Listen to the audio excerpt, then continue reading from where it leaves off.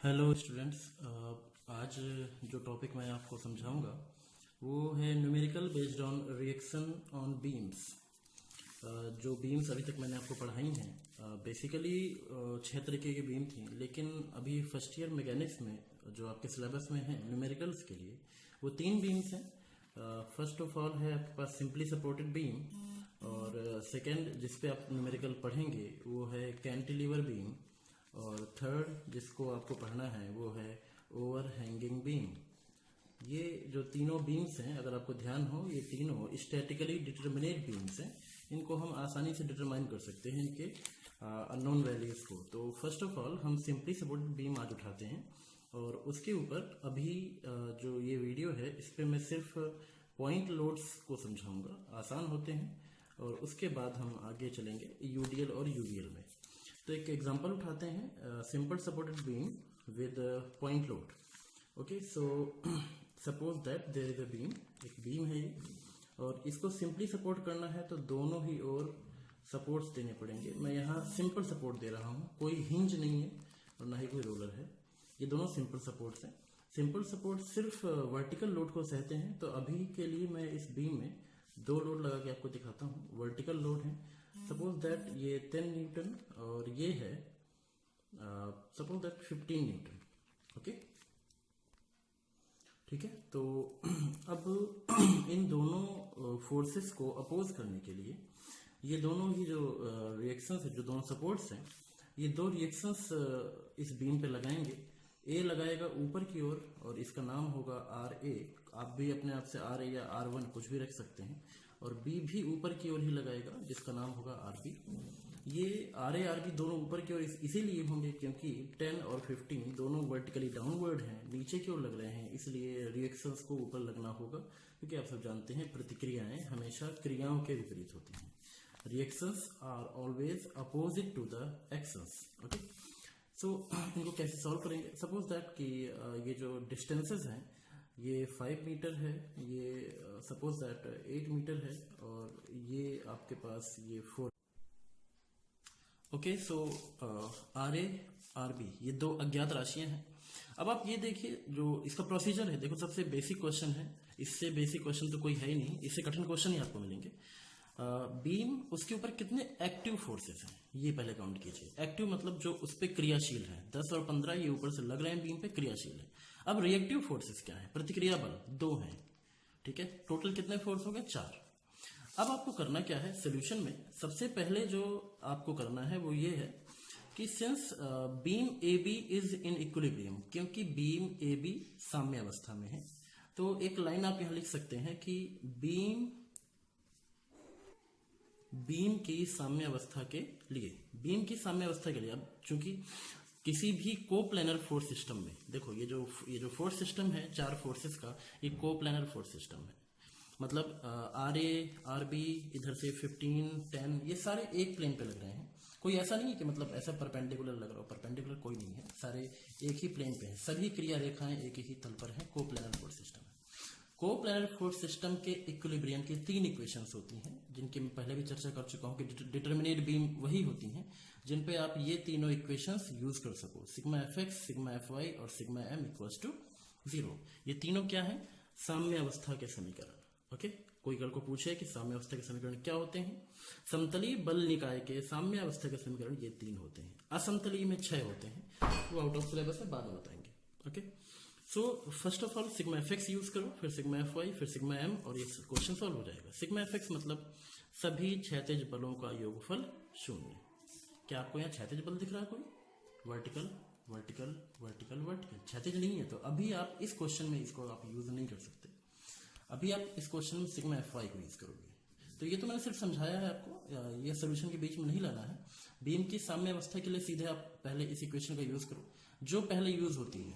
अगर F x use हो रही है तो पहले एफ एक्स को यूज करो, और अगर एफ वाई यूज होती है तो पहले एफ वाई को यूज करो। Sigma F I equals to 0। इसके लिए कुछ साइन कन्वेंशंस आपको बनाने होते हैं। साइन कन्वेंशंस का मतलब होता है आपकी वो मान्यताएं जो आप बलों को दे रहे हो। जैसे कि जो बल ऊपर की ओर जा रहा है मैं उसको प्लस साइन दूंगा, और जो बल नीचे की ओर जा रहा है मैं उसको माइनस साइन दूंगा। अभी आघूर्णों की भी होगी, आघूर्णों की बात अभी मैं बाद में करता हूँ। अभी मैं सिर्फ निशान बना लेता हूँ क्लॉक और एंटी क्लॉक का। प्लस माइनस किसको देंगे अभी हम बाद में बताते हैं। तो बलों के लिए ऊपर जाने वाले बल प्लस, नीचे जाने वाले बल माइनस। ऊपर जाने वाले बल देखिए कौन कौन से हैं, RA और RB, ये दोनों पॉजिटिव होंगे, 10 और 15 नेगेटिव होंगे क्योंकि दोनों नीचे की ओर जा रहे हैं। सो सबसे पहले लिखते हैं RA, ठीक है, ये हो गया। फिर RB प्लस लगा के, ये दोनों नेगेटिव हैं, दोनों नीचे की ओर हैं, तो -10 -15 इक्वल्स टू 0। अब क्या करेंगे, जो ये चर राशियां हैं सॉरी, जो ये अचल राशियां हैं, इनको हम ऐड करके, कॉन्स्टेंट्स को ऐड करके इक्वल के उधर भेज देंगे। तो RA plus RB equals to 10 and 15 25, और -25 को साइड चेंज करोगे तो +25, and this is the equation number 1। इसके आगे आप इसको सॉल्व नहीं कर सकते, तो अभी आपको यहीं छोड़ना पड़ेगा इक्वेशन 1 मान के। चलते हैं नेक्स्ट इक्वेशन में, जो कि है सिग्मा m इक्वल्स टू 0। इसका मतलब क्या होता है, अगर आपने ध्यान दिया हो तो साम्य अवस्था में के अवस्थाओं में मैंने इसको परिभाषित किया है कि आघूर्ण संतुलन नियम, कि किसी पिंड की साम्य अवस्था के लिए उस पिंड पर लगने वाले सभी बलों, 4 बल हैं जैसे यहाँ पर, तो सभी बलों का किसी बिंदु के परिता, अब यहाँ बिंदु बहुत सारे हैं, A, B, C और D, बीच में भी बहुत सारे हैं, किसी भी बिंदु के परितः आघूर्णों का बीजगणितीय योग 0 होगा। अब बिंदु चूज करना है आपको, कौन सा बिंदु चूज करेंगे, इसका भी प्रोसीजर होता है। जैसे अभी मैं लिख देता हूँ सिग्मा m, कौन सा बिंदु चूज करना है, आप चूज कीजिए उन बिंदुओं में से किसी एक को जिनमें कोई एक अज्ञात बल लगा हुआ है। अभी RA और RB अज्ञात है, तो किसी एक को चूज कर लो, या A या B। मैं A उठाता हूं सिग्मा m A, छोटा सा सफिक्स में A लिखेंगे, इक्वल टू 0। अब ये थोड़ा डिफिकल्ट प्रोसीजर है, जरा समझिएगा। बिंदु A के परितः अगर आपको आघूर्ण लेना है, तो ऐसा मानिए कि ये कॉपी है और यहाँ ये बीम है, ठीक है। इस बीम में आप A पर पकड़िए ऐसे, और बाकी जो तीन फोर्स हैं, क्योंकि ये फोर्स इसी पॉइंट पे है, मेरे एक हाथ में मोबाइल है तो नहीं तो मैं दोनों हाथ से समझाता आपको। जैसे आप एक हाथ से इसको पकड़ लेते हो और RA फोर्स यहीं पे लगाओगे तो ये घूमने नहीं देगा इसको, क्योंकि वहीं उसका कब्जा है, वहीं उसका हिंज है, और वहीं फोर्स लगाओगे तो नहीं घूमेगा। हाँ, हिंज से दूर जब फोर्स लगाओगे तब बॉडी घूमेगी। तो ये मान लीजिए कि A के अराउंड घुमाने की जो जिम्मेदारी है वो 10, 15 और RB की है। अब देखिए कौन सा किधर घुमा रहा है।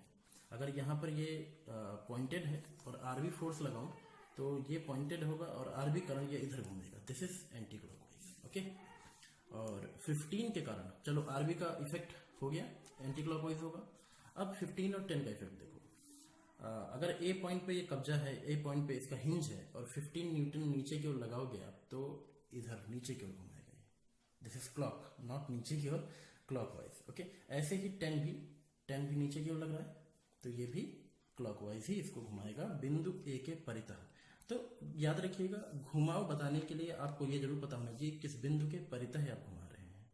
अगर अभी मैं जैसे अभी आपने देखा कि 10 न्यूटन का आघूर्ण क्लॉकवाइज था बिंदु A के परितः, अभी बिंदु B के परितः लेने लग जाऊं तो यही 10 न्यूटन एंटी क्लॉकवाइज घुमा देगा। सो 3 आघूर्ण आपके निकल के आ रहे हैं, RB, 15 और 10 का। तीनों के आघूर्णों के लिए जैसा कि आप जानते हैं, बल आघूर्ण बराबर बल गुणे दूरी, उस बिंदु से दूरी जिस बिंदु के परितः आप घुमा रहे हैं।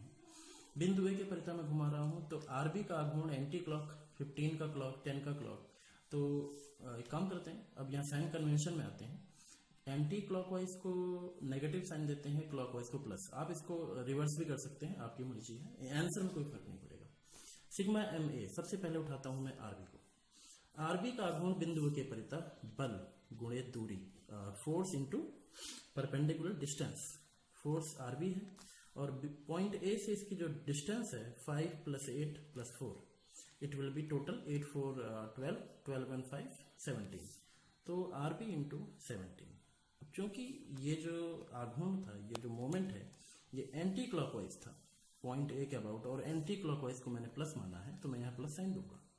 अब 15 और 10 का जो मोमेंट है वो क्लॉकवाइज है, पॉइंट A के अबाउट अगर देखें तो 15 और 10 दोनों क्लॉक घूमेंगे, तो इनको मैं नेगेटिव साइन दूंगा, negative, okay.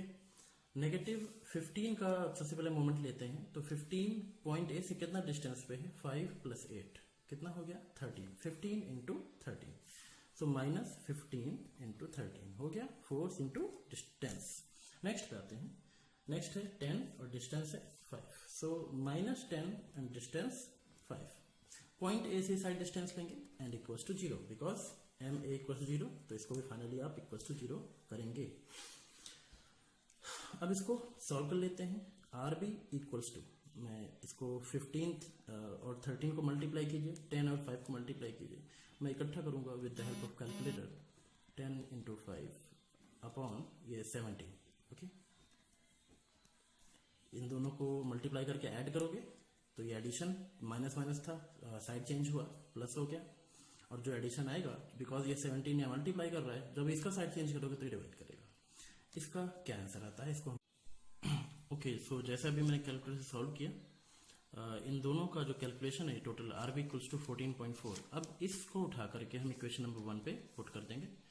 So R A equals to 25 minus R B, 25 minus R B की वैल्यू 14.4, इसको माइनस करते हैं तो ये आ जाएगा 0.6 और ये है 440 एंड 1, ओके, 10.6 न्यूटन।